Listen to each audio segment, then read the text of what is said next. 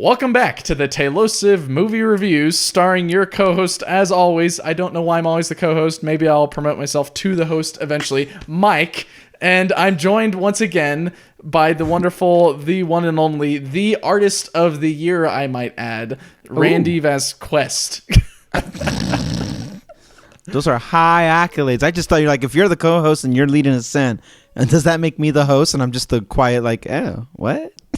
I think how Artist Nick of the year. said I like that. I'll before take was we're all the co-host or whatever. But okay. I'm like, I've done this for at least almost a year now. I think I deserve some promotion eventually. But to permanent co-host. Co-host senior or senior That's co-host. It. Senior co-host. Executive co-host.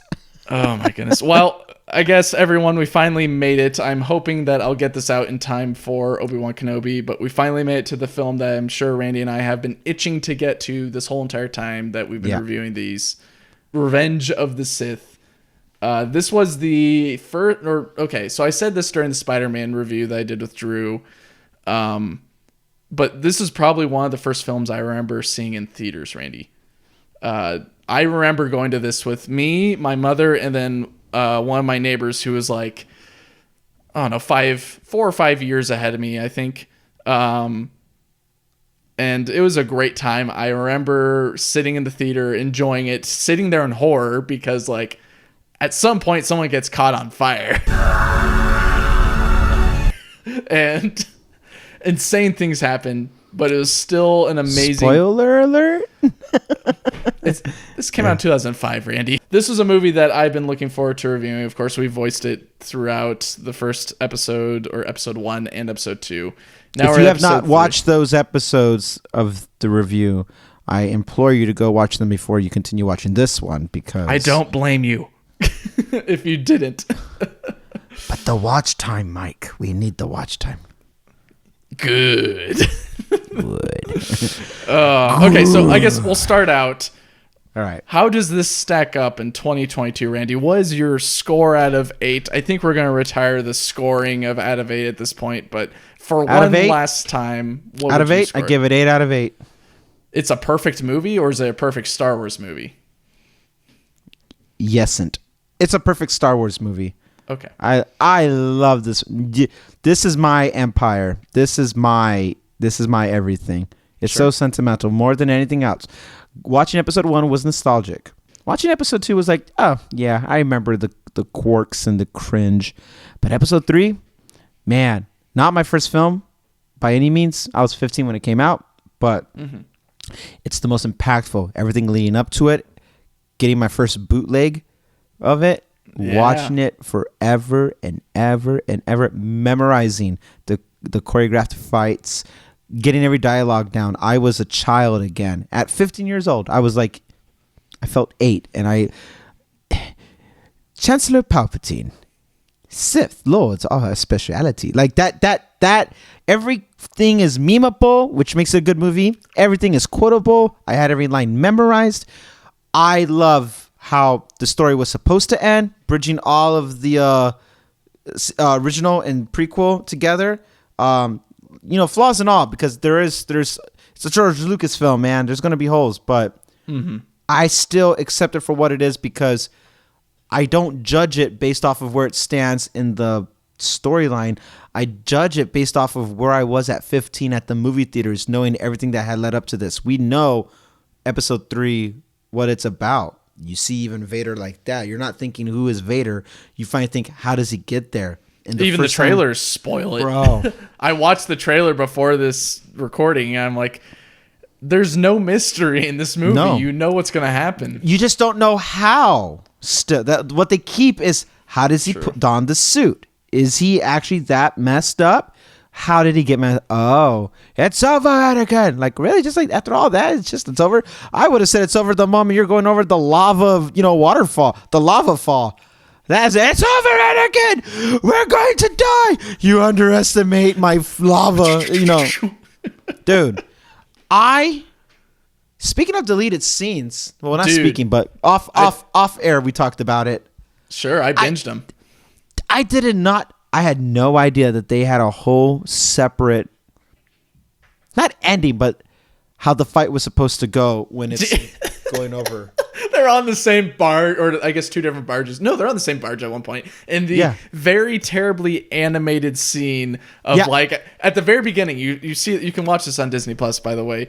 It's just the models like clipping through the weird forked gondola bridge thing that's about to go over. They're just clipping through. It's hilarious. Like they're stuck by their lightsabers. You can see where like they glued them together, and then at some points like the head like pivots, and it's like ew. But like you're saying, at one point they're on the same barge right before, I guess in the original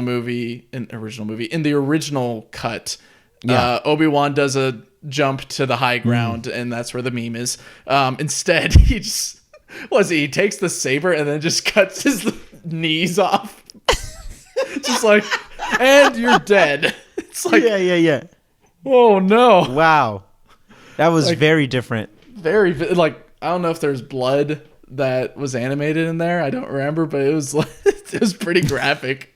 Yeah. I'm glad that they went the way they did, because it was definitely like putting the blame on Anakin instead of Obi-Wan being very like, I don't know, very visceral, or not visceral, but what's the word for it? Just like not rash, but yeah, I know what you're saying. I know what you're like.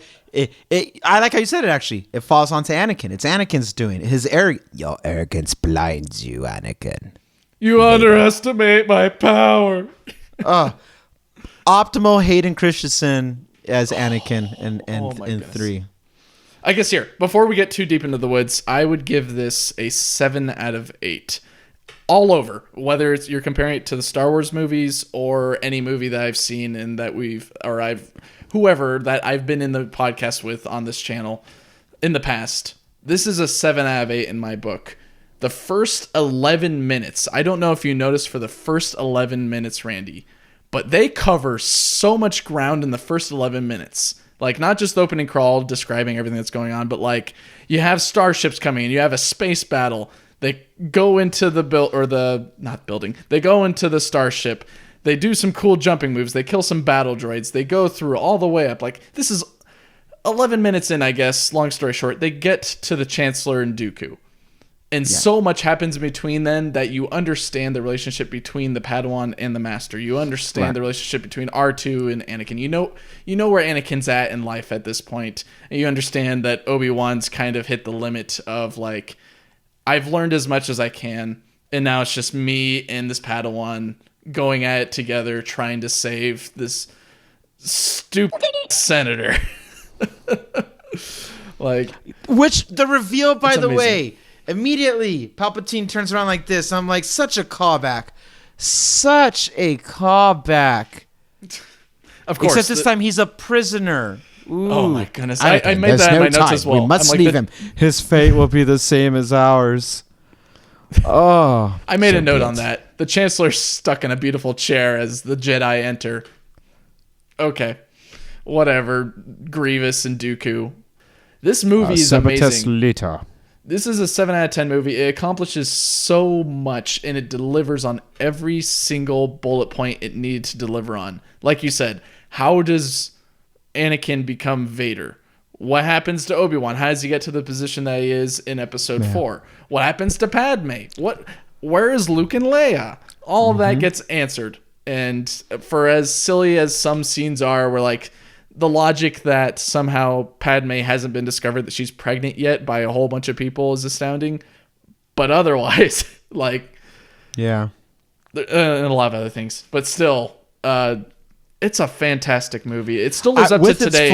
With its flaws, I still feel that, like, I give it fine, because there are holes still. 7.5.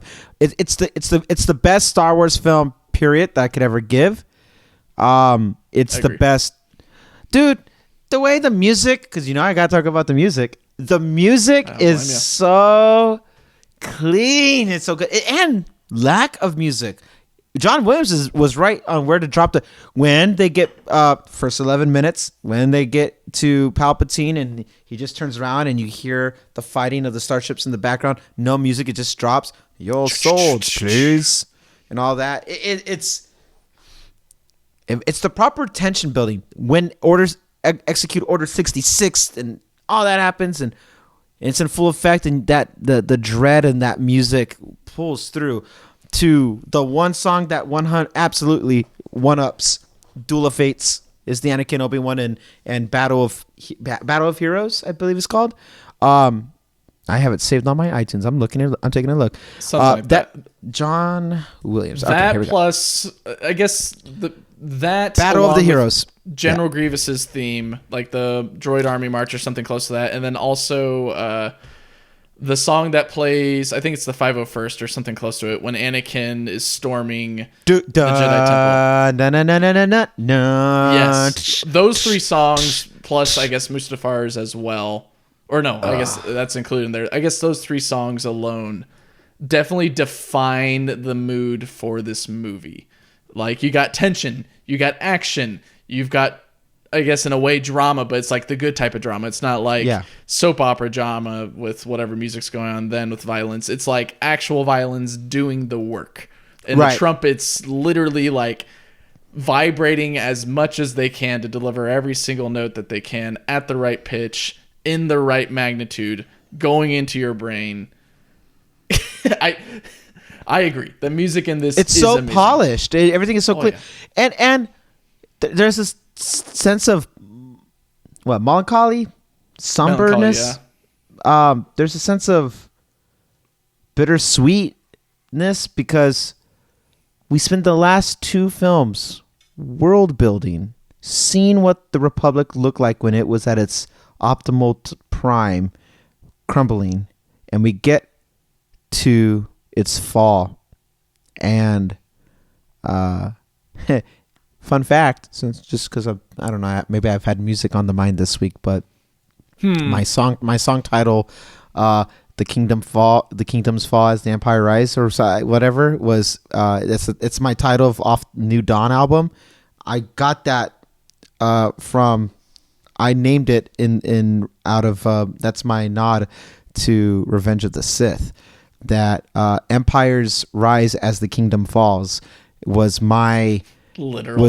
It was very literal. That like okay. I actually initially had probably the word Republic in there. It's like no. Let's get a little bit more medieval. Let's call it a kingdom. And what follows medieval kingdom? An empire. Henceforth you shall be known. And I did that also intentionally because with my album was the middle album. I was like, it has to be the darkest one. And that's what Revenge of the Sith is. It's so dark because it goes against the hero's journey, really. Anakin is the hero in the prequel, and it does not follow that formula at all. No. It ends he's a fallen angel. He's Lucifer. There's so many nods to all these mythologies that I love, and it goes just against the grain because episode 3 is the conclusion of the prequel, but it's not the conclusion of the actual story arc. This, you would think leading up to it, Empire was the darkest movie out of everything, but episode 3 is the darkest movie, and that's where the stakes are the highest. It ends on a bad note with that glimmer of hope of Luke and Leia being sent off for protection. And it ends with those twin sons, man. Those gosh darn twin sons. Oh my God. I didn't get close to crying at any time in this film, but that's probably at that point the closest I would get to crying because it's nostalgia. It's everyone's childhood in some way, whether you got exposed to the prequels first and then you got to see the original trilogy, or you saw the original trilogy and then got to see the sequels. It doesn't matter. You know the song, you know the visual. It may not be the most iconic. I literally just got goosebumps right now just thinking about it. It may not be the most iconic thing in entertainment, but it's pretty dang close. John Williams can make me get shivers like that just thinking about. Oh yeah. Like how could you not? How could you not love this film? I don't know if I know anybody who does not love this film. They might not rank it as their favorite, but I don't know anybody who says this is. It's so prime it's Star Wars at all. It's not even close to if it's close to the worst, it's third worst in my opinion. If you really hate the prequel trilogy, it would be the best of the prequel trilogy in the worst category if it was worse. But it's not in mine. Only because yeah. It's another thing that you brought up that I wanted to comment on is it's definitely like a Greek tragedy, kind of like William Shakespeare's stuff. Like it's Romeo and Juliet dying at the end, and it's like our heroes just died. Like, why should we care about this story? And it's the themes that it brought. It's the underlying tone. It's the message that it brings, and this is a great message in the fact that too much fear, too much anger, and too much just anxiety in a way just leads you down paths that you didn't think you would take. Even when, like, in one scene you get like Anakin being like, I'm a smart person, and literally like 5 seconds later, oh, never mind, I'm just gonna kill a bunch of kids now. Like, how did you make that logical jump? How did we get there? How did we get to that? I guess it just shows his willingness to save Padme in this whole movie. He gets one bad dream and remembers what happened to his mom. He's like, yeah, I can't do that again, especially with this woman that I've loved for my whole life. I need to make this happen. He fell in love with her. He asked her if are you an angel? Was his first words to her. Mm-hmm. He was in love. He was starstruck, love struck. I don't know what the word is. Thunderstruck. All that. AC/DC fied. Listen.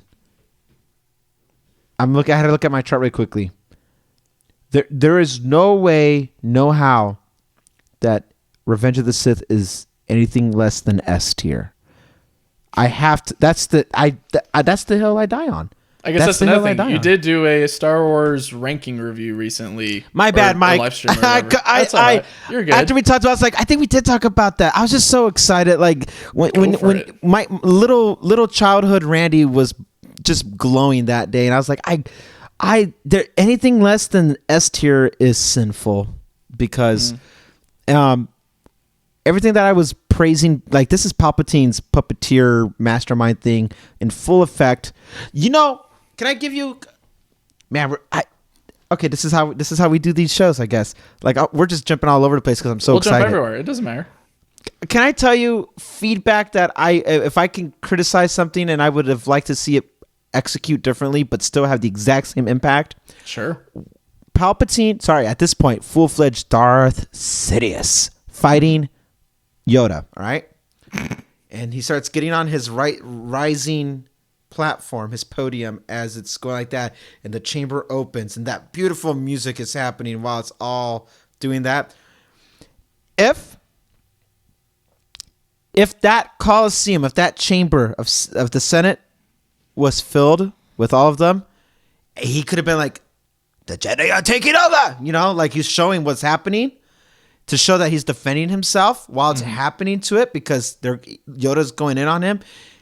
That would have had the bigger impact, showing that like the Jedi are flawed, they're evil, they're corrupt, they are manipulating, they are trying to destroy democracy. Because that's Palpatine's whole pitch is, I love democracy. You know, that's his whole thing. And that would have played right into his hand if he's the great puppeteer. Course Yoda or Mace Windu or any of them at any point to strike him in front of civilians, you know, in front of these bureaucrats and politicians that have say over this stuff. And right there, as it's opening up into that fight and he's going in, he would reveal himself as a Sith, but in that case, they don't know what a Sith is. That's the thing. Only the Jedi know or care, but the Jedi were so arrogant that they didn't care. Like the Sith aren't here. The Sith don't exist. They were so arrogant they didn't practice proper teachings of that stuff. I think the only plot hole there would be a couple scenes before he made an announcement. The attack on my life has left me scarred. So It shows him as weak, and then immediately afterward, I'm defending myself. I would. Where I'm getting at, I would have moved that fight sooner. All right. It. So like, I would literally right before he's giving the speech, or when he's going to give a speech, all of a sudden he's getting attacked by Yoda. That's right. Who's the leader of the Jedi, and then because Execute Order 66 command had already been in place. Order 66 went into effect. So, at this point, if he got ambushed, he's getting blindsided, and maybe he's trying to course course the masters out, any of the Jedi masters, to come for him. He's like, all right, I took care of Mace Windu. Where's Yoda? Where's where's Obi-Wan? Where's Ki-Adi? Where's all the others? Where's Ki-Adi? Where's I mean, at this point, I guess I don't want to dive into the extended stuff, even though it's all canon. Like, what if Ahsoka showed up still? Because she leaves right before all that takes place. Have you seen Clone Wars, by the way, Randy? I've seen those parts. Okay, yeah, I think. I guess I know. Yeah, I know where we're getting. That's why I don't want to go into it, but okay. I know what's happening. Yeah, I'll just mention I watched a lot of that right before this podcast, just because I'm like, what was happening at that very moment? Because I remember watching the movie. I'm like, is this where they take down Maul, or is that before and all that? Right. And then I watched it all right before this. I'm like, oh, they take out Maul at this point, because right before they take out Maul, Ahsoka talks with Obi-Wan right before he goes to Utapau, and then she talks with Mace Windu, Yoda, Ki-Adi, and Cody in the hologram while Obi-Wan's fighting Grievous, but right after Anakin left to go tell the Chancellor that he's been ordered to spy on him, and then learns that he's a Sith Lord and all that. A Sith Lord? Oh my goodness. Don't get me started on Mace Windu and this whole entire movie. It's like, I saw a funny meme. It's like, whenever Mace Windu talks with anyone, whenever he talks with like Anakin or Ahsoka, like take a seat, young Skywalker. Yeah, just like, you said what? What? What do you mean what? What? Yeah, you are on this council. He's a the mean. You're like, you are on this council, and we grant you the rank of master. Yeah, we're good. Except no, I think that, I guess, going on another tangent, I think if Disney could pull this off, because they've already pulled it off before. They did Star Wars Visions, and they've also done Marvel's What If. What if they just do a Star Wars What If? Like, I wrote this down, I think, right after... That'd be so cool. Or right before Mace Windu got thrown out the window. Windu, and goes out a window. You can't write this. What was I gonna... Oh, but like, if they did a What If, like, what if Anakin actually listened to Mace Windu and didn't go? Or what if he did go, but then actually killed Palpatine and saved Mace?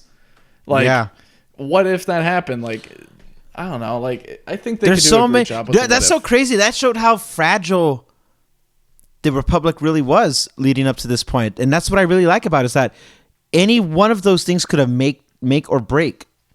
It was the fact that it was the recipe of it all went the wrong way. But at any point, had the Jedi tried to be... Because I do find flaws in the Jedi here, as that's the like, every single freaking scene, every move they do. By the way, this Chancellor just elected to take over the Jedi Council, Mace Windu. I sense a plot to destroy the Jedi. Oh my god! You literally just heard him say. Okay. Had the Jedi done one thing right, they would have got it all fixed. And everything would have been fine, but I don't know, man. Like it's like Palpatine knew. Maybe he didn't anticipate. Here's one of those lores that we don't really have a definitive answer: was his face like that and he revealed his form, or did he actually get damaged? Maybe it's a mixture of the both.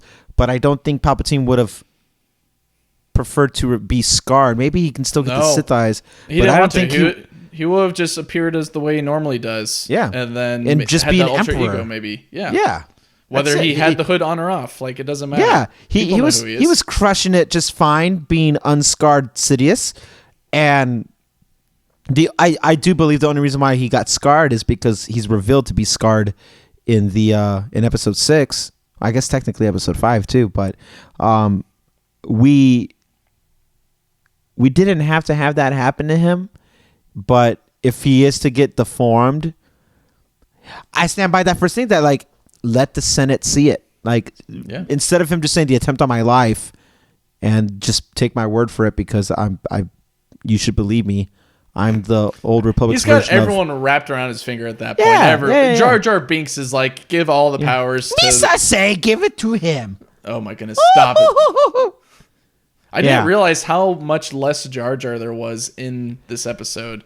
I always thought there was more, but yeah, every single... Less. What you're going to say. Less. Yeah. He didn't even talk in that one.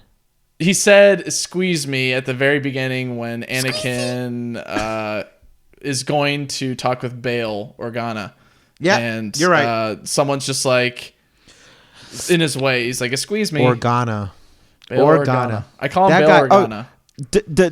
The deleted scene where they're forming the resistance, or sorry, Not Republic. the rebels. The rebels, but like it's a whole bunch of people that you've only seen in this deleted scene and you'll never see again. Yeah. Just silly. All the deleted scenes, we're like you said, we're jumping all over the place. The deleted scenes are hilarious. Some of them are like we described earlier with like Obi-Wan slicing Anakin's knees. Very rough. You're laughing every second because it's so cheesy and weird. It's so early in the animation. It's just there to show actors like, here's what we think you should do or what's going to be acted out, or like here's how we think the storyboard is going to be interpreted in this way and this is the next step up. But then you have other scenes like quite literally Yoda arriving on Dagobah and then like a thing coming down with a ramp or whatever and like him standing at the top like looking like Yoda from episode 3. You're like, they were ready to put this in the film and they just ran out of time, or they thought this doesn't really fit anywhere, so I guess we'll stop. Like, holy cow. They had to meet that 90-minute mark for the theatrical release or something. Yeah, or you get the ones like Qui-Gon talking with Yoda. I don't know if you saw that one. I did. Oh, yeah. Oh, it's hilarious. It's not even Liam Neeson. It's some other dude pretending to be Liam Neeson, and then and janky looking Yoda. So not even a fully rendered. Everything was weird. That Not was even close. And then you have Bail Organa. I didn't even think about that though, Mike. You're right. That one with him fully rendered, looking like that should have been in the film. That was only a few seconds. That's not even a minute. They just felt like it didn't really fit the theme because they had... Let's explore that for a second. Lucas says prequels was meant to show new worlds. Maybe he didn't want to introduce that because we already know what it is. But then we see Tatooine. Tatooine is the only consistent one we're always going to see forever. Yeah, one can make an argument that we've already seen Alderaan in some way, but we haven't seen it up close at this point. No, not up close. This was the first time we actually got to see Alderaan before it became an asteroid field. Last time I saw Alderaan, it was boo. Last time looking I saw Alderaan, for love in all the wrong away. places. Oh my goodness. Yeah. All right. I think the funniest thing coming out of the deleted scenes that I laughed at is there's 2 deleted scenes of Shakti dying, and one's just a rehash of the other scene. One is the scene that you've probably seen on YouTube where she's on the ship with Grievous, and Grievous stabs her in the back, and then she dies, and people are like, what do we do? Or Obi-Wan and Anakin are like, what do we do? And it's again... a lot of like the master and apprentice. Should we do this? He's like, no, but we should do. It's like, oh, okay. And then they do the weird spinning sabers thing, go into like some weird fuel area where they're like, they're not going to shoot us because it's all fuel. And they're like, well, we're going to blow up. It's like, no. Anyways. Wow. But then like they do another one where like Shakti's at the Jedi temple. And then she's like, Skywalker, what are you doing here? And then Skywalker stabs her. And then it's a terribly rotoscoped like her falling on the ground. And it's still like the Separatist ship. But like she's in the Jedi temple surrounding. Wow, you're right. It's so she just keeps dying. George Lucas is like, how many ways can we kill Shakti in deleted scenes? Film all of them, and then we'll pick our favorite and put it there. Oh, psych! You're not gonna watch it happen. I don't know if she even got killed in the Clone Wars, but if she did, that's even funnier. That Dave Filoni's like, we need to kill Shakti once and for all. Like. Because Grievous getting her right in the back, like that wasn't definitive. That was a fully rendered everything. That was... It was ready to go, and they're like, this is too dark. No. Meanwhile, in the Clone Wars, they stabbed so many people. Yeah. Oh, but taking Anakin's legs off and letting him be tortured to burn, like that's not dark? You're seeing blood come out of his eyes of pain and anguish. Like, he looks like a skeleton... But yeah, stabbing her in the back. No. But when Palpatine does it real quick, everything's fine. Oh, well, because you get the scene of like Kit Fisto going, or the other two nameless people that I don't remember their names of because I didn't take the time to get invested in those characters. Besides, I guess Kit Fisto and Ki-Adi-Mundi and Shakti and Ayla Secura and one or two others. Maybe I can't remember them at the time. Unnamed member 1, unnamed member 2. Those two people. I'm gonna send you something. I'm looking for it. I want to ask you if I shown you this meme already. If I post, I get so excited about episode 3 stuff. I don't know what I've shared publicly and what I hold on to. But here's one. All right, I'm looking at a meme that you sent me. To be fair, there's no way to really prep walking into a fight with an absolute madman who screeches and does a 920 degree from a prone position. I think my favorite meme of that is like someone put Kermit the Frog in that position and like did all the lines with Kermit the Frog's voice. It's like, I am the Senate. It's treason, then. I love. We talk about memes with episode 3 because everything's so memeable. I think anything with Palpatine makes it so memeable in all the right ways. Ironic. CGI, not CGI. CGI, not CGI. Ironic. I love it. I think something that I wanted to point out, we talked about this a little bit before we started recording.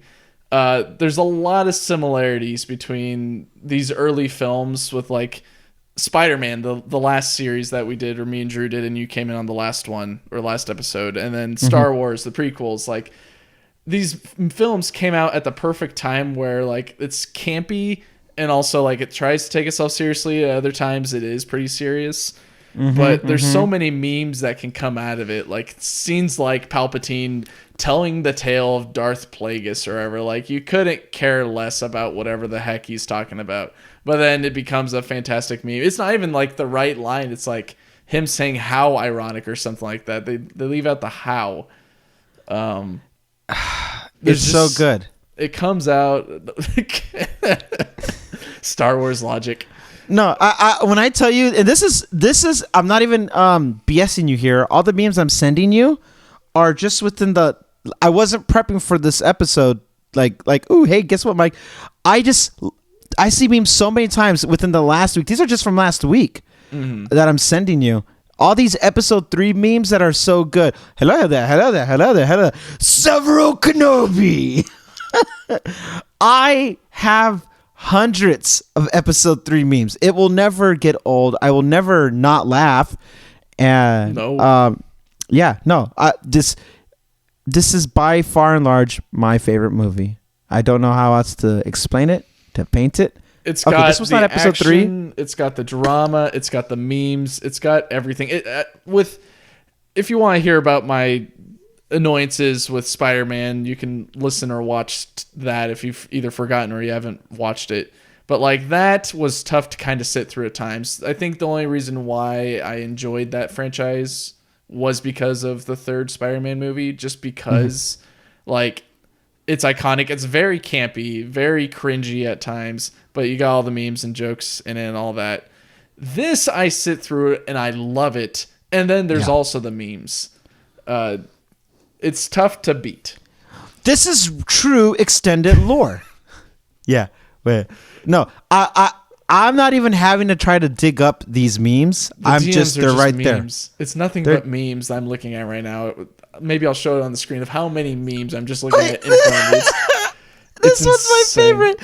To add relevance to anything, this one's my favorite in recent times. I love that one. Because of Obi-Wan. Are you getting it, Mike? I will never not love this film. Oh my goodness. Okay, so I guess switching gears a little bit. Let's switch. Just to get us out of the meme pit that is episode 3. I timed Can I please send you one more and I promise I'm done? Send one more. I'll put it on the screen just for This is the last one. What is going on with Anakin? What's in his head with this? It's the promise that he can save his wife. Yeah, But, that's why he wants ugly looking. Okay, I need know. to stop because otherwise I'll keep finding more. All right, it's out. I closed it. Sure. I guess closing out maybe a little bit of the Star Wars what if. What originally that idea came up in my mind was actually an original thought from people who made video games of this movie. Specifically the PS2, I think, version of Star Wars Revenge of the Sith.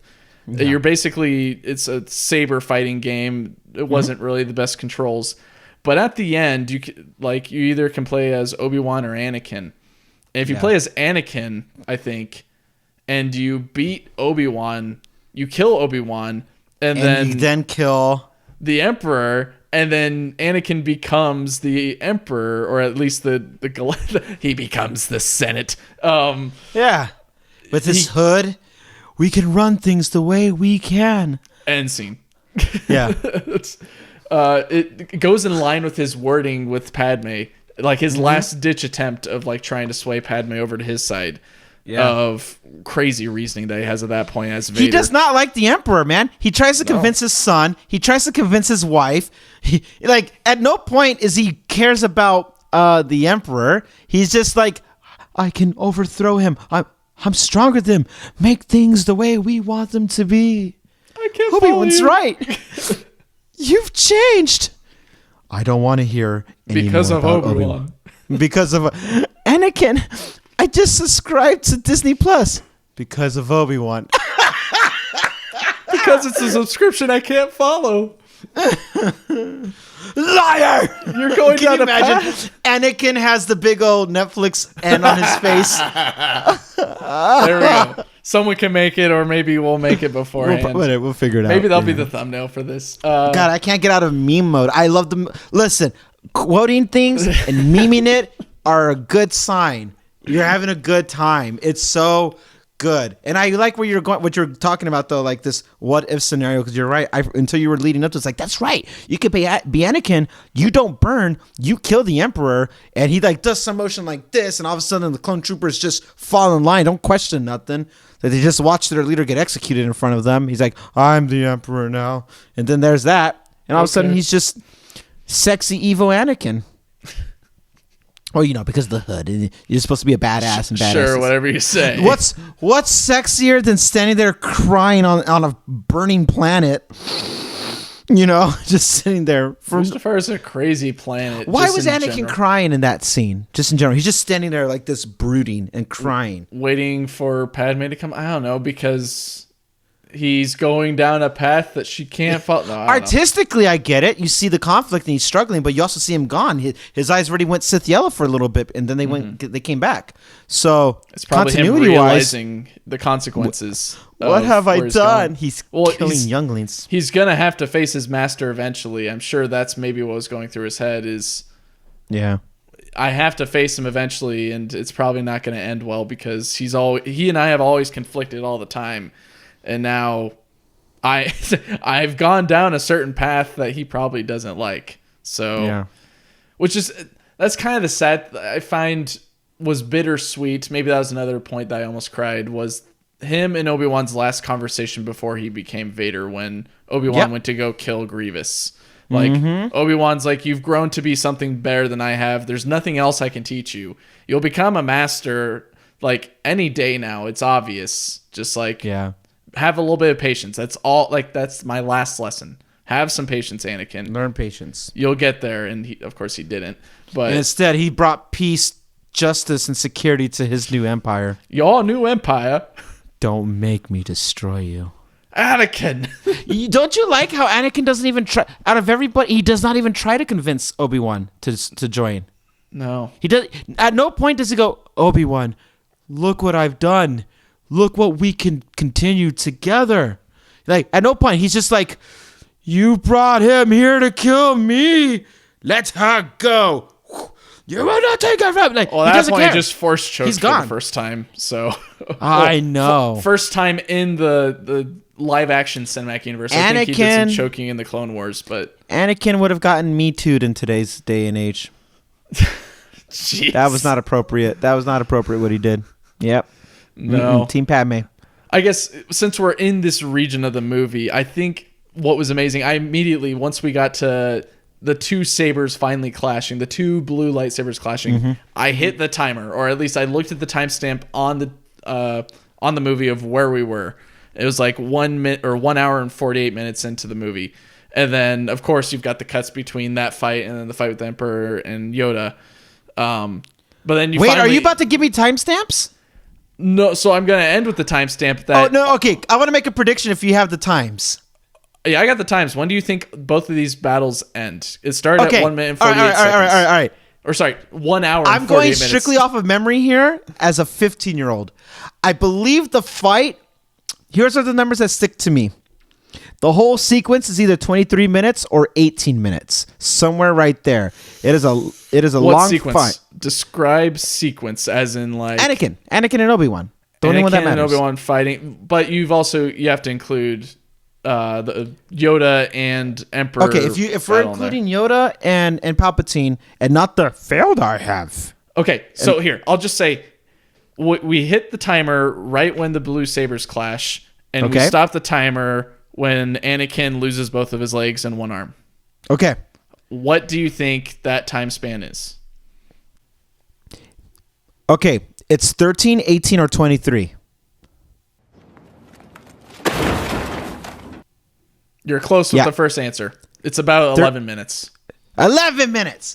I was like, there's a 3. Okay, I got 18 from something that I remember timing it, but I was like, am I rounding up? Then 13 minutes, 11 minutes. Okay, when I used to time it, I timed it based off of the song because when I was relearning the choreographed fight, I had to go off of the and all that. So that's how I knew. It's like it's over 10 for sure. Mm-hmm. For sure. It's over 10, but it's not too long after 10 minutes that Anakin loses his legs and arm.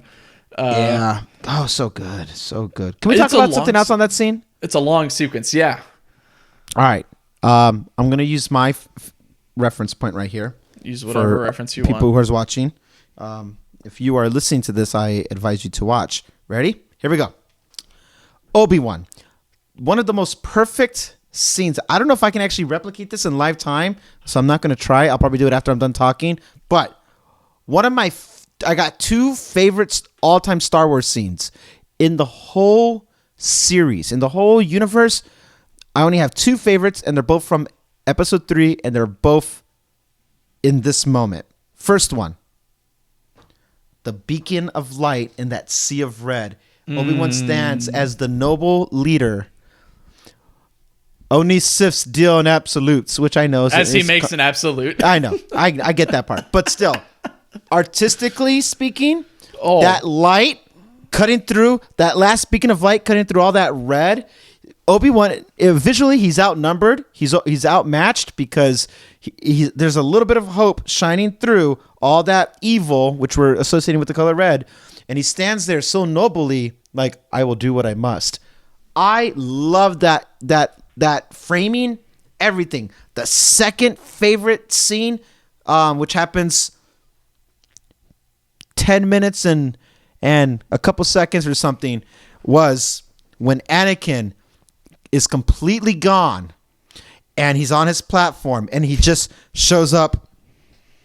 The droid just choreographing with him too, like, oh, I got you, bud. Where do you want me to go? Oh, and he just shows up and he's like, this is the end for you, my man. Like with that music, da, da, da, da, da, and he just stares John Williams him down. Is taking you in for the final moment. I got goosebumps when I watched it again. Now I got it the first time I saw it in theaters. But honestly, shout out to Hayden Christensen. Like, anyone who says he's not a good actor, the way he was able to like just have this like you just see him. He's just. His placements of his arms while he's holding his saber ignited. He was just standing there and just looking at him like you're gonna die, bud. Yeah, he's looking at him like, this is the end for you, my master, almost condescendingly, but he just looks at him like I don't. There's nothing left for you. I have nothing for you. I feel nothing for you. He looked at Obi-Wan like I hate you. Like that stare he gave Obi-Wan. Let me take it a step further. That stare Hayden gave Ewan it was, whoa. And he just staring, that was so cool. And you just see Obi-Wan like you almost see like, what has he become? What did I do? How did we get to this point? Because at this point he had already said, they just had that dialogue. I have failed you. Yeah. I have failed you. And so they just had that. And then as he comes up on him, he realizes like, oh my God, this is not Anakin. I don't know who I'm looking at. And you see almost fear and uncertainty in Obi-Wan. And that told me that Obi-Wan was holding back at all times throughout the fight, thinking he can save his brother. But when that happens, he's like, I got to end this. So he makes the jump and he's like, it's over. Don't try anything. We're done. That was his final plea. But he realized that he could not save him. But Anakin was already gone. He's like, no. And that stare he gave him, and Obi-Wan's fear of like, oh my God, what have you become? Who am I looking at? How did we get here? All of that, the non-verbal cues, I love. That stoic with the light right there, I will do what I must. And that whole, like, what am I looking at? Everything that transpires in between all that. That S tier, anything less than S tier does not deserve any real consideration. This is the hill I die on. All of that makes the whole. I don't even care what happened leading up to it. I don't care what happens after that. I don't care about the sequel trilogy. All I care about is that 11 minutes and some change. That's all that ever mattered to me. Yeah. That is the goosebump, bone-chilling scene in the whole entire. I think for me, the whole entire franchise. Like you said, It's S tier. There's nothing that can touch it. This movie got bootlegged as well. Episode 1 kind of started it a lot. Well, I don't know if I did too much research for the OG trilogy, but episode 1 got bootlegged, and then episode 2 followed suit.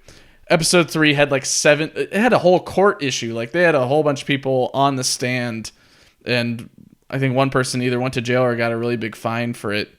So people. People knew what was going to happen, whether they watched it or they didn't watch it. It's just... And it didn't affect the experience or the sales or the memories or the... I'll mention that right now just because it makes sense. This movie cost $113 million at the time to make. And in the first night, they made half of that back. In the first week, they made... all of that back plus more. Insane. Insane that even so, like, what was it? Like, this came out in like May 15th or something like that. Spot on. I think you're right. Even in June, like 2 months, no, I guess 1 month later, it was still making $1 million a day. It was insane. Converting that to today's money is crazy as well. I don't think any of 13th. 13th? Okay. It had to be because it's on a Friday. I'm just looking on the calendar. I was close then. But like comparing it to other movies at the time, like I did in the last episode or the episode before, the only other movie that I could see kind of maybe coming close, is a little bit controversial, was Batman Begins. You also have Goblet of Fire, Harry Potter, came out around that same time. More of less popular ones, but still like cult classics like the revamped Charlie and the Chocolate Factory, Robots, Fantastic Four. The first one came out. Sky High. Shout out to those people who remember what Sky High is. Very classic superhero movie that got brushed under the rug just because, well, no one really remembers it anymore. Narnia came out along with Corpse Bride, Shark Boy, and Lava Girl. I guess it wasn't really a huge crowd that Revenge of the Sith had to fight against, but still like a lot of notable movies. And to compare those movies to this one, still watching this movie today, the animation is amazing. You don't have any of the weird brushed up animation that you see from episode 1, episode 2 with like different Wattos or weird looking Yodas and all that. Like things look pretty good in this movie overall. They used every dollar of that $113 million to make this movie. I'd see no issue with any animation. And that just went towards Samuel Jackson's salary. Yeah. You know what's crazy? We are right now in 2022. Yep, I just took a look. In 2022, we are repeating the year of 2005. So May 13th, next month, is on a Friday. I will watch episode 3 again to celebrate the 17 year. No, 17? Yeah. 17 years of its release. We are on the 2005 year cycle right now on the calendar. It's exactly the same because I was looking. I was like, oh, it's the same. Everything's lined up. Sure. So and Batman did come out this year, I think, didn't it, or was it late last year? No. Wait, Begins. Batman Begins. Well, no. Batman Begins came out in 2005, but the Batman with Robert Pattinson did. I think it came out this year, at the beginning of this year, or the end of last year. No. Oh yeah, the Batman. Yeah. That's this year. We're repeating again. We just need another robot. Oh my God, you're right. I think Charlie and the Chocolate Factory, but it's like Willy Wonka. I think it's just called Willy Wonka or whatever. That's coming out. I don't know if it's coming out later this year or something like that. I don't think we're getting. We just need a Harry Potter movie. If we get the Fantastic Four and the Multiverse of Madness, then I think it's completed. We're also getting another Harry Potter movie this year. We got Fantastic Beasts. And there you go. Goblet of Fire came out. We're not getting another Narnia movie. Maybe we'll get another Sky High type of movie. Hey, this year though we're getting another Avatar. That wasn't 2005, but close enough. Oh, yeah. Close enough. It's been decades since we've seen the first Avatar at this point, and they're finally coming out with the sequel. It's taken forever. Oh, they're remastering the first one. Oh, I'm sure they are. James Cameron just wants to keep on raking in money for that thing. Speaking of rehashing things, I spotted something that I haven't spotted for as many times that I've watched this movie. I did not notice I forget what specific time code that I gave you. It was like in the first maybe 17 minutes? 13 minutes, maybe? I think... yes, the 24-minute mark. I realized that, or at least my wife pointed it out. It took her eyes to spot it. The Millennium Falcon comes in to land in Coruscant, I guess pre-Lando scamming it off of someone else, or I guess stealing it from someone else. And then we see the whole Han Solo film where it's his, and then Han Solo takes it from him or wherever. The Millennium Falcon keeps getting stolen, but I also noticed at that very landing pad, it's just like Corellian-made spaceships only, because we see the Falcon come in, and then later we see the Corvette come out. Yes. Like, is this an exclusive landing pad for, like, I don't know, like rich people or something? Like, what's going on with this? Well, I guess that's Coruscant, the rich port. Coruscant's nothing but rich port, except if you watch Clone Wars, the final season, you actually get to see some of the scummy parts of Coruscant, besides, I guess, barring Attack of the Clones. This cameo, I saw it the first time in theaters. It caught my eye. Jealous. I was like, wow. Yeah. And I looked at my dad, and he looked at me, and he was like, yep. I was like, cool. Actually, maybe I'm not jealous, because I got to rediscover something new that I never noticed before in a movie that I've watched my whole life at this point. Yeah, that's true. That's true. You still get surprised. I envy. There's nothing, and I don't say this as a brag. I say this as a curse. There is nothing no one can show me about that film that I don't already know. Mm-hmm. This is my every child goes through this, or at some point any person, especially little active teenage boys, they latch onto something and they binge it and they recycle and they loop and they loop and they loop and they loop, and their brain's a sponge, and this was that for me. I know everything. I know every trivia about it. I know every cameo. I know every plot hole. I know the production schedule. When I think of 2005, funny enough, the only thing that comes to memory is episode 5. I could tell you it came out in May. I could tell you where I was. I could tell you what clothes I was wearing. And it's even cooler that that's one of my brother's earliest memories was watching that live. You know, he's 5. He has a memory of 5. He's like, I remember seeing this. I remember being in line and seeing people in hoods fighting and lightsabers. Yeah. And he was like, I thought that was real. I was scared. And then you told me Jedi everywhere. he was scared. His 5-year-old brain was scared. But then I told him it's okay. I don't remember telling him it's okay, but he's like, yeah, you told me it's okay. But that's one of his most like clearest memory that he can paint back and be like, I remember this. And that's cool to me because now that's something that my brother and I bond over, which as adults, it's easier now. But for a long time, a 10-year age gap is very drastic. And that's just something that as we've gotten older, we could be like, dude, episode 3. Like Anakin is his favorite character because of episode 3 and everything. Like that's his favorite everything. This film, just sentimental wise, means so much to me, to my family, to my influences on stuff.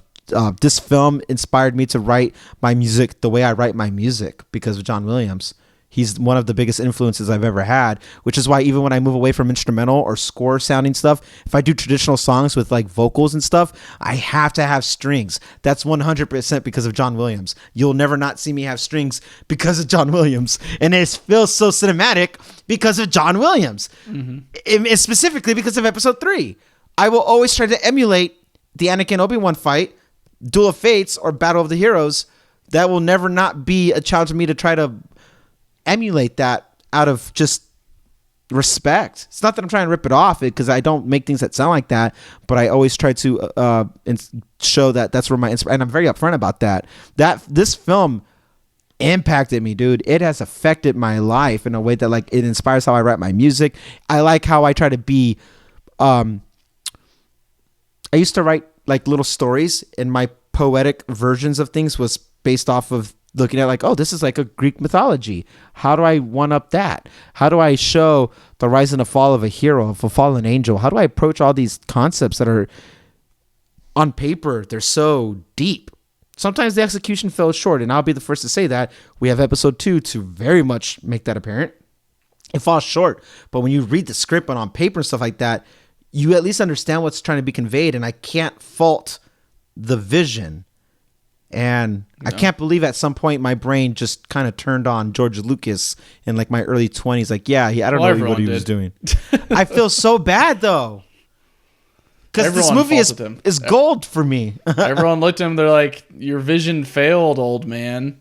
He's like, I don't know what you're saying. Giant cash. I got Jar Jar right here. Really bad. Yeah. 3PO's around the corner taking a shower. Well, the Ewoks are fine. You take a look at this. When he first directed Ian on How to Be the Emperor, he was like, hey, so on episode 6, he's like, hey, how do I, like, how am I doing this? He's like, well, yeah. So the Emperor, his name was just the Emperor. Yeah, the Emperor, he's like really bad. He's like really bad. He's the Emperor of the universe. So he's like really bad. And he's notorious for not giving good vision, like how to push his character. He's just like, let's just roll it and, we'll just kind of go from there. It's all based off of, to the credit, that's where Ian shined. Mace Windu, I mean, that's where Samuel Jackson, Ewan, they all shined in their own right because he's like, just film, just go. Do your own thing. It's fine. Do your own thing. Well, I like that George Lucas is Kermit the Frog in your and Bill outward Gates voice of it. Yeah.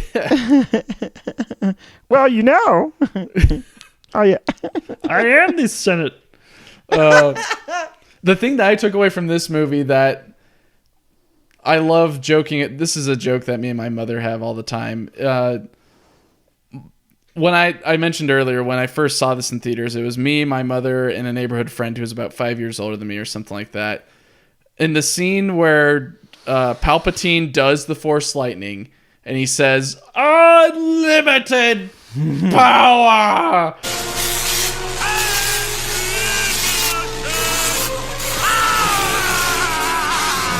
My buddy, who's 5 years older than me, thought he said, and I kid you not, I'm not joking, this is not something for internet jokes or points or anything like that. This is a serious thing that went through his mind, and then I've joked about my whole entire life.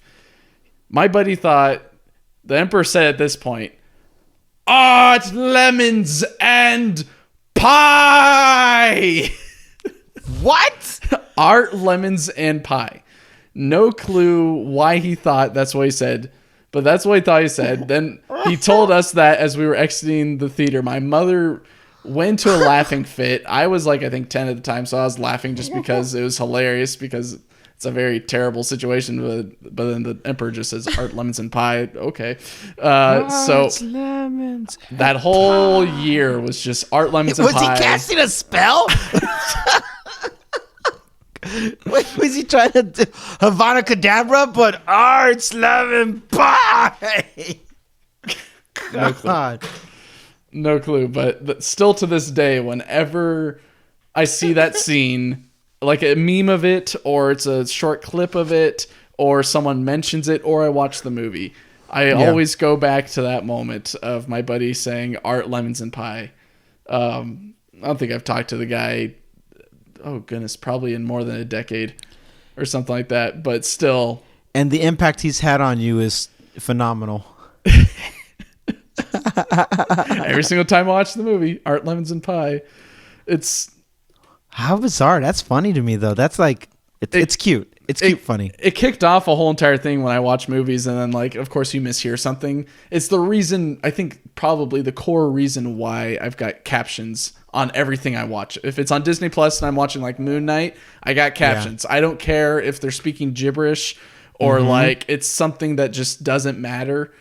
I need to see what people are saying, even if like it has nothing to do with anything. Even if it's like, I don't know, random civilian says, "Oh no," like I just need it because I can't have anything top art, lemons, and pie. And that's fair. I'm a recent adopter of captions. I did not do it up until this year, and it was because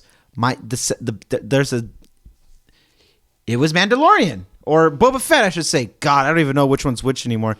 But I was watching Disney Plus specifically, and I know for a fact that means I was watching Boba Fett, and some things were just not audible because of Obi-Wan.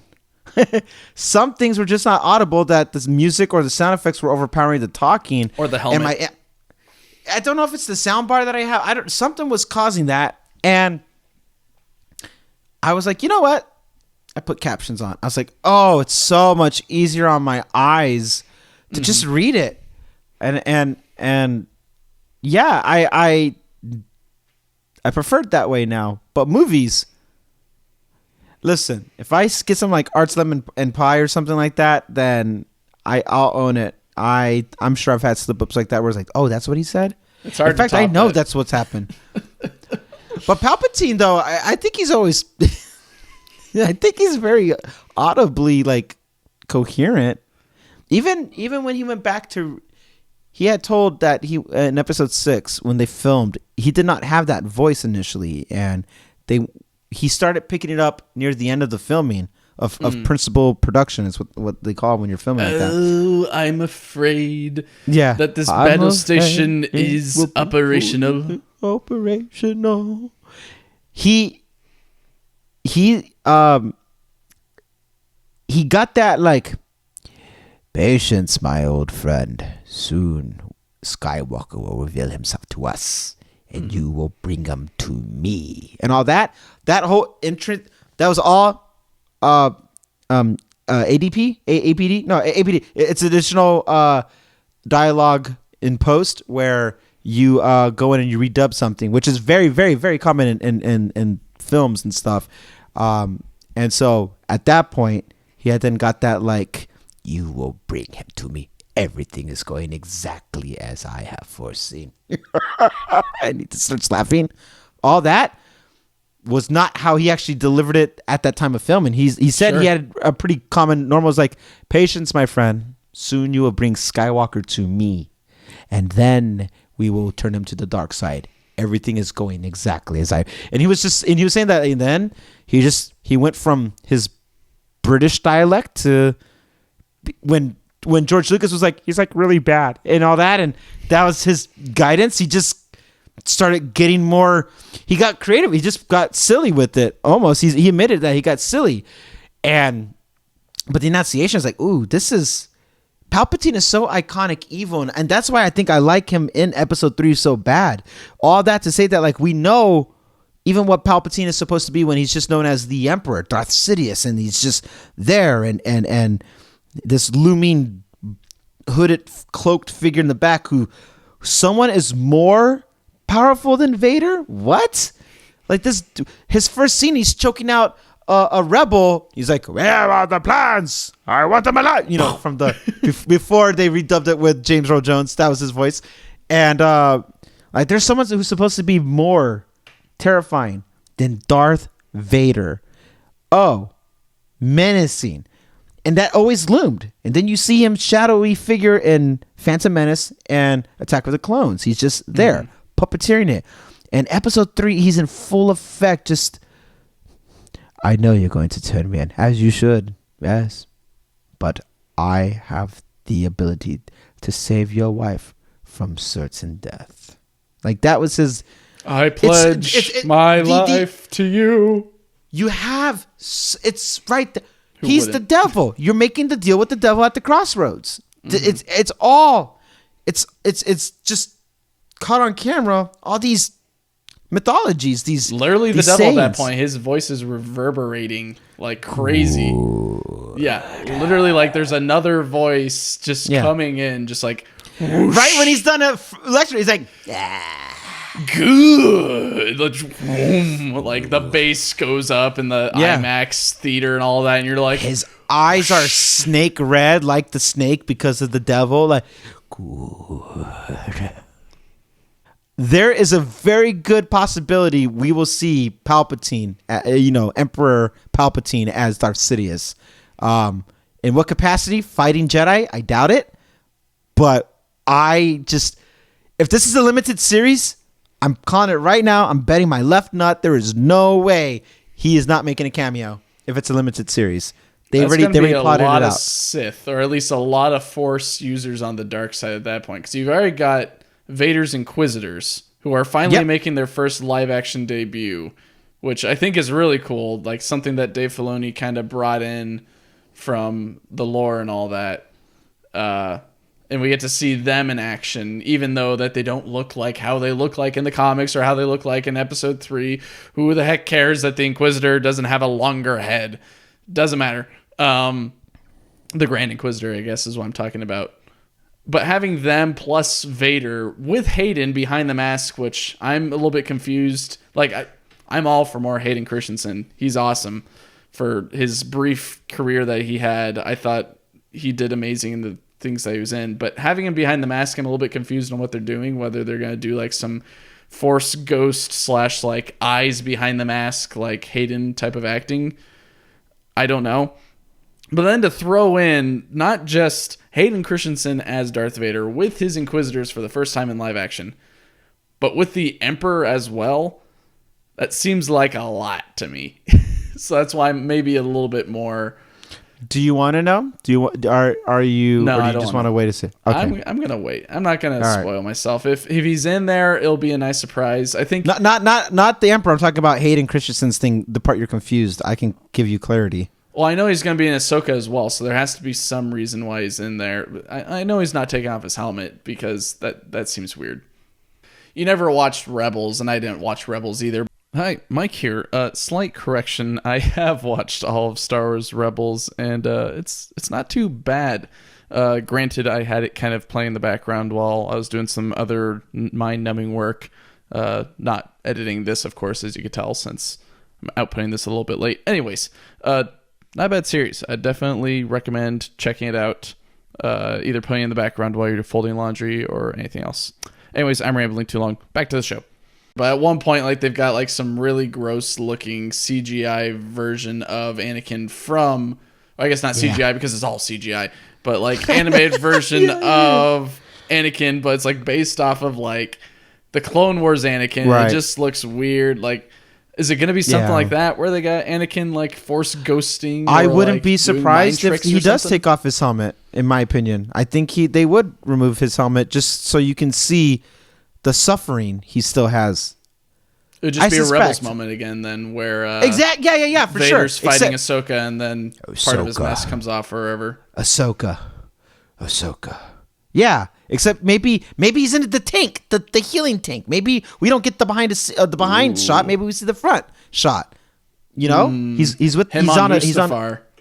Yeah, Maybe they're just really trying to turn Rogue One into a series instead of a movie, and we just see all these things, Lord Vader, and all that. We don't know, man. But if Hayden has to be announced as Hayden, as Anakin / Vader, if it's and Vader, why else would that matter unless we see him like in a healing tank or something? I would think, or him with partial mask on or off or whatever. Or they just do a flashback of him burning, and we just see more of that when he's waiting for Palpatine to come rescue him, and they just imagine we see him trying to use the Force or something. Like we don't know that gap between. Maybe they're just going to try to fill in some space right there. There's so many ways they can run with him, and that would not look bad because it's all prosthetics anyway. He'll be the exact same Anakin or Vader we remember seeing him play before. So many ways we can go with that. Maybe. I hope we get as many episode 3 callbacks as possible while giving the intensity that Vader was in Rogue One. And that's a big order. I'm being selfish with all that. But we all but saw the Emperor in Rogue One. You'll grant me an audience? Be careful not to choke on your aspirations. That's really all they allude to it, right? But episode 3, you get the... I mean, you're already... Disney, you already... said you have no shame bringing back the Emperor for some reason he survived. You're okay, so that's out the window. It's a big order, but I would care if we're just doing callbacks with Ewan and Hayden. Why stop there? I don't care about the Inquisitor. Give me Palpatine. Give me Palpatine. They're bringing back Uncle Owen. So yeah, and it's the same guy. It's the same guy. That's what I'm most hyped for this series is Uncle Owen coming back. Like it's someone that you didn't really care to come back. Like if you were to think about an Obi-Wan Kenobi series, that's like the last person you would think about. Maybe like Uncle Owen coming back for some reason. You would think, oh, maybe Obi-Wan goes on this journey, which he is, I guess, but goes on this journey. You don't think about young Luke or anything like that. You're like, I don't care to see like a young Luke Skywalker. I want to see Obi-Wan go on an adventure and hide around and dodge Inquisitors or Darth Vader or whatever. All that, like the fallout of episode 3. And we're getting that plus more. We're not getting Maul, which is fine. I think we've gotten enough Maul in other media. I don't disagree. I initially was like, how dare you? Obi-Wan's greatest rival is Maul, but they wrapped it with Rebels. Like, there's what more can you offer at that point? Yeah, well, I mean, the amount of time that we've talked about episode 3 has already shown Maul may have been his arch enemy, but it's Anakin who is his greatest enemy because it is his best friend, his brother, and no longer anymore. It's literally like a rope that's not been cut cleanly. It's been cut with very janky scissors from Hercules. Like cut. Like it's all frayed and gross. Like it's. Do you think we will see what's his name? Anakin's. Why am I spacing on his name from episode 1? Oh no. You're thinking about not Sebulba, Watto maybe or Watto? Yeah. I was thinking. Oh goodness, what's the little kid's name? Oh God, no. Maybe Jar Jar. Watto was the guy I was thinking about, though, that you said. Maybe if they bring back Jar Jar, I think that would be like, that wouldn't be the Mandalorian coming into Book of Boba Fett, but it'd be something close. People will be like, oh my goodness, he's back. Like what? It's no. It wouldn't be as much as like Tarkin coming back in Rogue One, but it'd be pretty close to like, I don't know. It'd be like what's it called? No. There's nothing close to Jar Jar. Never mind. There's no comparison. I'm trying to find a comparison in like the sequel or the original trilogy. There's nothing close. Maybe it's the Death Sticks guy. Maybe the Death Sticks guy comes back. I went home and rethought my life, and now I will give you a speeder, Obi-Wan. You want to buy some It's you. I don't want to sell you any Death Sticks. I want to give you this lightsaber and go fight them. I found this lightsaber. It had a hand severed. Oh, wait. Wrong moment in time. Oh my. Oh my. My goodness. There's so much in Revenge of the Sith that we could talk about. I still think the scene with General Grievous fighting Obi-Wan, the whole sequence of Let's talk about that. beginning with the meme of Obi-Wan jumping in with hello there, and then you get the dang bodyguards. I guess one quick tangent before we get into it. The bodyguards that General Grievous has are an amazing addition to this movie because we have so many paper people battle droids and super battle droids kind of getting thrown around and cut in half. Who cares? These guys can get their head cut off and they're still working really well. Or like in this scene, a giant like flat iron block lands on him and one like got his torso below crushed, but he still crawls over to try to get like a thing to hit Obi-Wan. Obi-Wan That's right. Slices him. Like, these things are cool. We need more of those Messed things. them up. But yeah, the General Grievous fight was definitely, of course, everyone would say is a highlight. It's definitely a highlight, especially with just how, I guess how, not conniving, but at least how battle smart this droid general is. Mm-hmm. But he doesn't have the skills necessarily. Like, he's got the brains, he just doesn't have the bronze. He's got very strong skin being his metal body. But in the first 20 seconds, I think he loses 2 hands. So he's not the best. It was fighter. so they set it up so right with the propeller. That was them saying like, watching it with fresh eyes, I have a new perspective though, if I may. There you go. I think that was actually very smart of them to do. I actually like how that played out, watching it with fresh eyes. Because we constantly think, or at least I definitely did, as a first-time viewer and then as going back, how do you one up the sequence? And the staple up to that point was Phantom Menace's fight sequence at the end. That was like, it was art. No shorter way to put that, but that was art. Mm-hmm. And music, everything about it was just right. That it is what it is. It will always just be art to me. And then how do we one up that? Okay, for the first time we see 2 lightsabers in each hand going at it while Dooku's doing his, like, oh, that's cool. Then we see Yoda just jumping around doing his thing. Like, that's cool too. And then you're like, still, how do you one up it? And you introduce this. You're like, oh my God. I will deal with this. And then you find out for the first time how many arms he has. And you're like, oh, he's about to get wrecked. But that's not what happened. And first time you're like, oh no, how could you ruin that? Because the ace in the hole is, what's the better fight than the Phantom Menace fight, was the Anakin and Obi-Wan. They had that in their back pocket. If you gave me 2 great fights like that, Fresh Eyes tells me it would take away from the epicness. Like, Obi-Wan has been through enough. Out of all the great fights, he was in all of them. Yeah. He's been through the ringer. He is the like, swordsman. He's out there just clapping them cheeks, so to say, metaphorically. He's Clapping wrecking them out. sabers. Yes, yeah. And he's winning. Like, okay, what can this man not do? He can't kill his brother. Ooh, twist. He wins, but he still loses. Because he can't kill him, even though he won the fight, he dies in episode 4.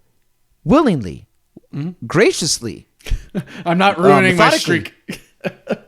Yeah, I'm done. All right, I'm gonna head out. Literally.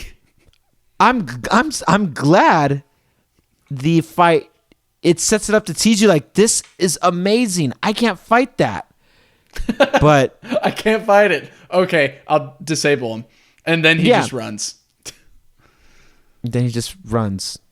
They go around the tube for about 30 minutes or 20 minutes or whatever until finally they have a nice little fist fight on landing platform where Obi-Wan gets the great idea to kick a guy who has metal shins to try to disable him.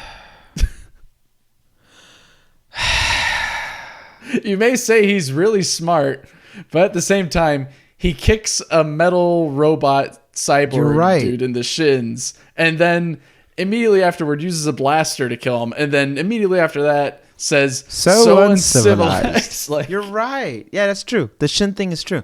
He might be smart with a sword, but he's pretty dumb otherwise, while Grievous is smart in the ways of tactics and all that. They did do Grievous dirty, though. If that was how he was going to go out, he should have had more airtime where he got to flex on those extra arms. We saw nothing of Grievous, technically. Nope. If you didn't watch, I forget when the original 2-part Clone Wars original series thing came out.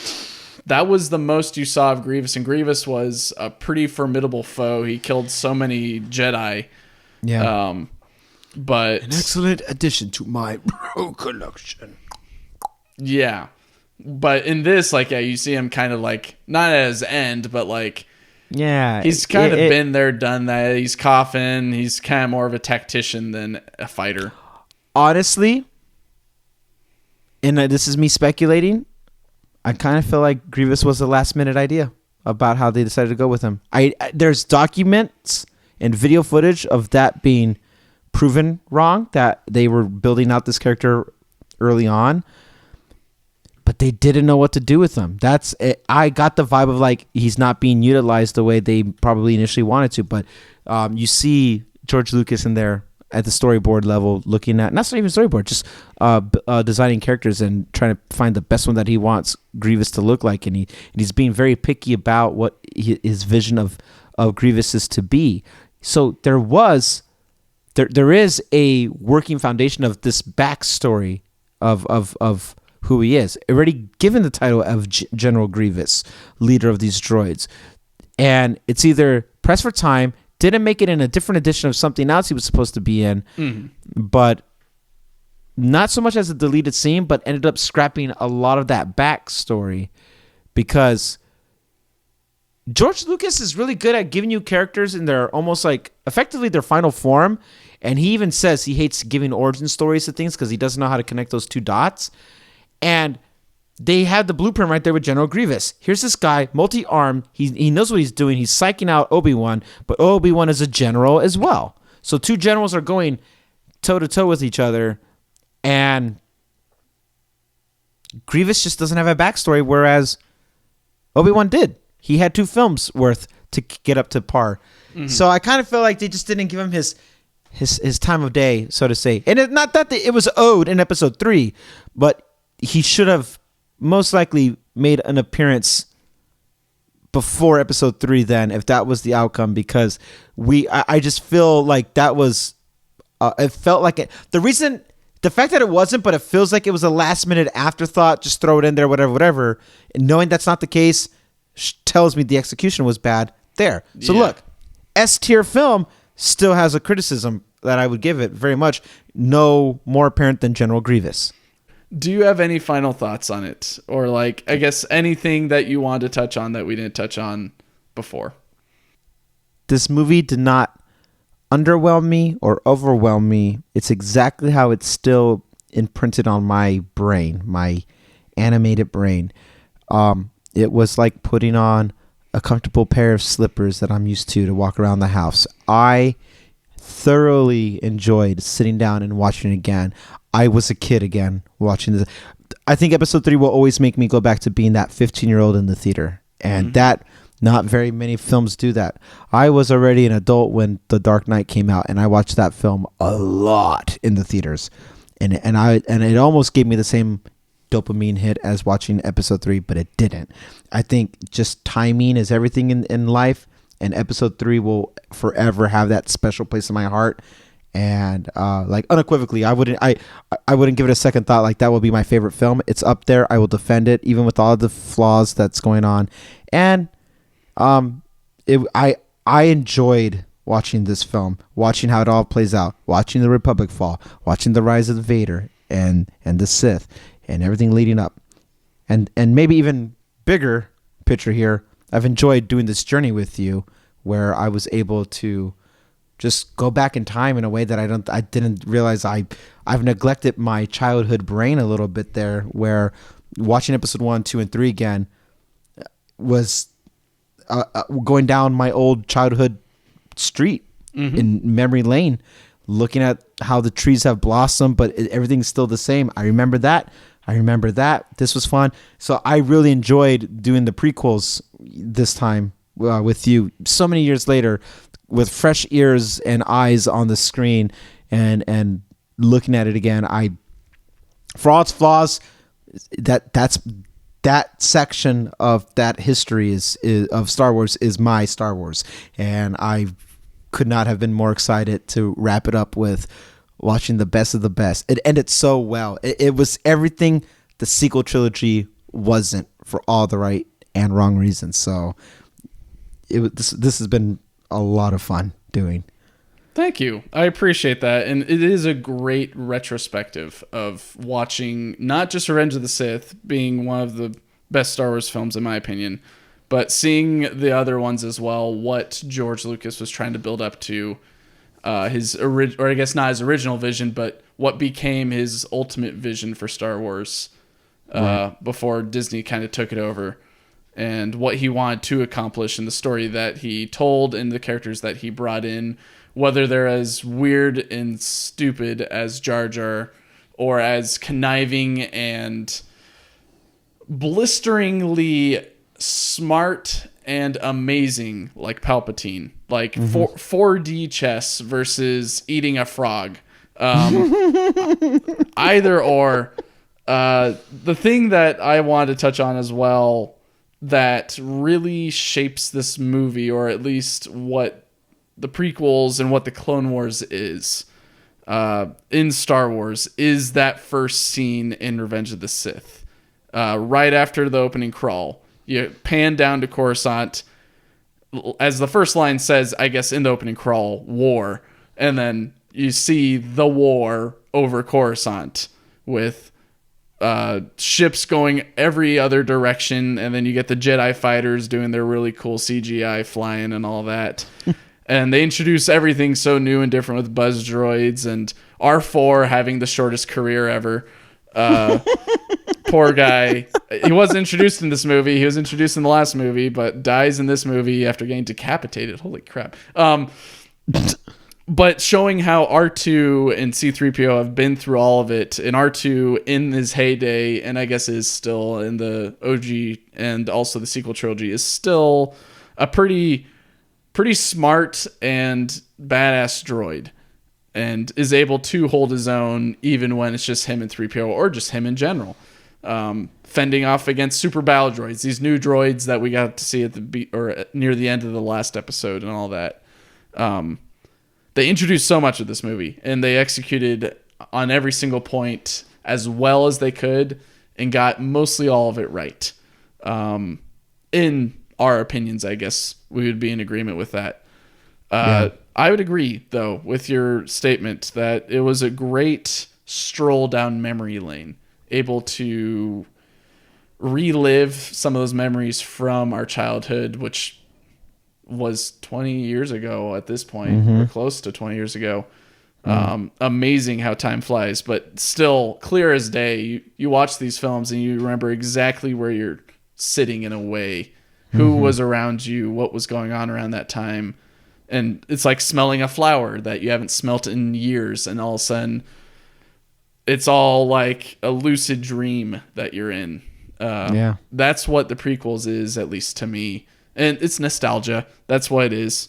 But it's simpler times for sure for everybody. Like, I think we look at when I say, like, I'm a kid again, when I sit on the couch and I watch it, like, all those years I know I go through after 2005 just go away. Like, all that burden and all that weight I've carried since, it dissipates. It's freeing. I'm a kid just living in this fantasy world in my head while watching the film, and I just remember how happy I was to have such a fantasy so cleanly articulated in front of me visually.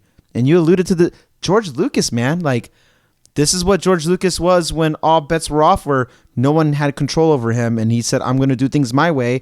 I'm going to fund it with my money. He's so anti-studio and anti-Hollywood. He's like, we're going to do things my way, that he had for the first time, he had full creative control with all flaws included. Jar Jar, everything you said. So I don't want to just echo that, but at least I could see inside George's head, and that for its time was really, really cool to be walking in his shoes and seeing what he had been carrying with him. That's so cool to see. And I guess to bring it even more full circle here, why we even did this, it's cool to see how this all plays into the soon-to-be Kenobi show. I'm not going to be a kid, but I'm going to have kid-like tendencies when I sit down and have this, because I'm going to be like, he said the thing.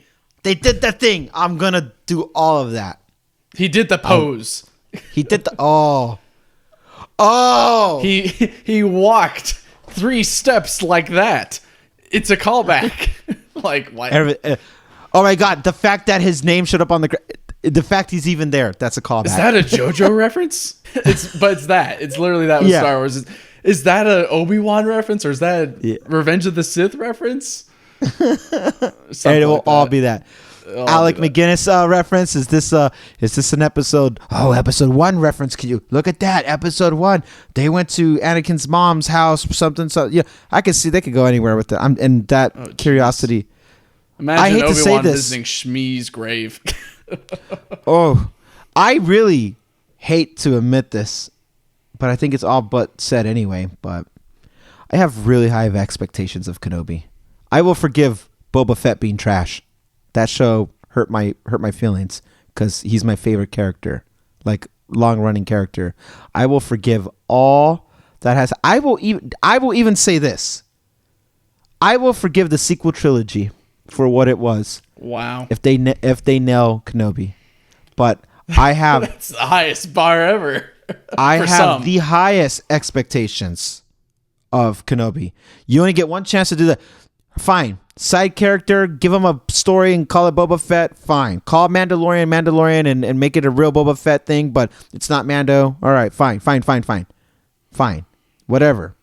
But you are bringing back Hayden, Ewan. So then also James Earl Jones, I presume, will voice his Vader role. I hope so. If just that alone, and you're showing us a young Luke, like now you set it that standard, Disney. Like, I have high expectations. I will forgive everything post 2005. Jeez. If they get Kenobi right. And I'm just saying it out loud because some people are like, I'm going in with no expectations. It's impossible. You made these announcements, Disney. I will hold your feet to the fire. But mark my words, and I say this on record. If they book a Boba this thing, I will never forgive Disney. I will never watch another Star Wars thing ever again. Yeah, if they somehow just bring in the Han Solo from the Han Solo film halfway through, and it's like, oh look, it's Han Solo. That would be that'd be very disheartening. I will never watch another Star Wars thing again. Somehow Han Solo returned.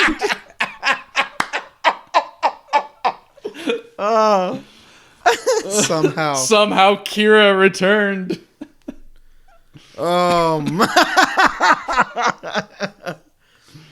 Hey, if they got Donald Glover playing that's too much. I don't even care about that stuff. Like, put all that to the side. Just focus on what you've already introduced by the premise of announcing the who's reprising the roles out loud, the roles that are reprised. Mm-hmm. Know that? I'll forgive you. Book of Boba or Solo that me, I will never watch another Star Wars film ever again. Or I won't watch anything under Disney. I just won't. That's my... It's all ruined. That's my... Yeah. In my head, none of it's canon. It all ended after episode 3. That's where it will live. Mm-hmm. Mm-hmm. Well said. All right. Well, with that amazingly high bar that Randy has set for himself... Good. Me and the Dark Lord of the Tailosive podcasts are gonna sign off. Any final words? I'll finish it with this. Henceforth, you shall be known as Host Michael. Arise.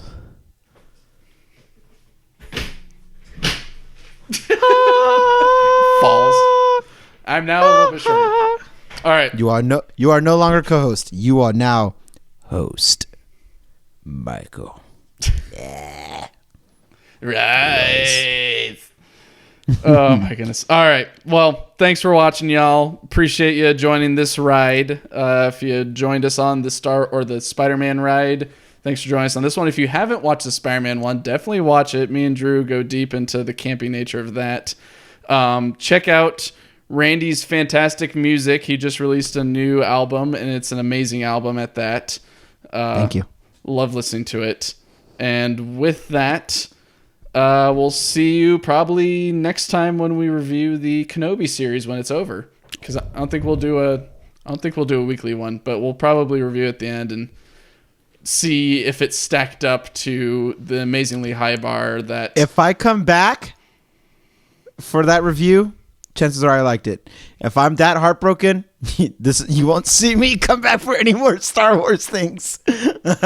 I'll make a case that if Kenobi's that good, I'll be willing to entertain a sequel trilogy review because I said I would forgive it. I will play devil's advocate and find a reason to like it. Well, like the high ground, we'll see if Randy makes it or burns up in the lava. With that, thanks for joining us. Have a good morning /evening /night /whatever time it is. Time zone. Bye.